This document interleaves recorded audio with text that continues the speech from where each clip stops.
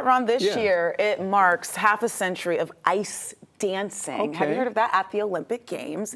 It's a discipline that traditionally requires a two-person team. That's right, but a new version of it is called solo ice dancing. It's starting to make its debut on the international stage, including right here in the A. And if you all didn't know, we have an ice enthusiast ourselves, professional, Grace King. She spoke with U.S. officials and skaters about their hope for the sport.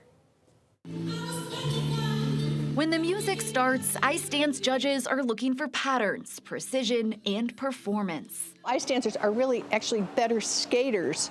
Technically, our turns are better. All of the actual footwork type stuff, we used to call it, are superior to many of our fine free skaters who are great jumpers. They're scoring nearly all of the traditional ice dance elements at the Atlanta U.S. Solo Dance International. Our next competitor is here from the United Kingdom. But there's one skater on the ice instead of two. This is really a wonderful venue for dancers who don't have a partner and who maybe don't want to or just cannot do triple and quad jumps. Carol Woolley is the National Vice Chair of Solo Dance for U.S. Figure Skating. She says this discipline makes skating more accessible. It's all gender neutral, it's very even, everybody does the same steps of the prescribed dances, the guys and the gals. Plus, the individuality builds camaraderie. It's an incredible experience, honestly, because you get to meet all sorts of new people, different types of people, and it's wonderful because I'm a social person. Altair Zengraft competes on behalf of the United States. I can learn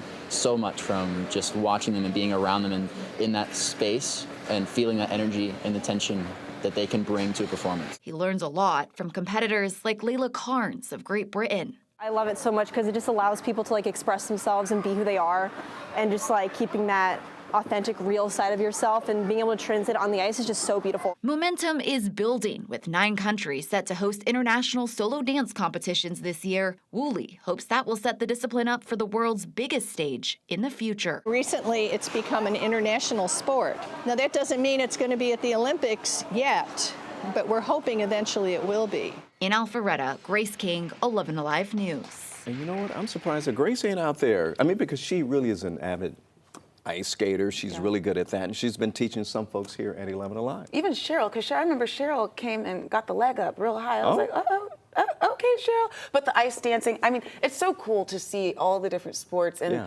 the evolution of the different sports that we're seeing at the Olympic Games. Absolutely.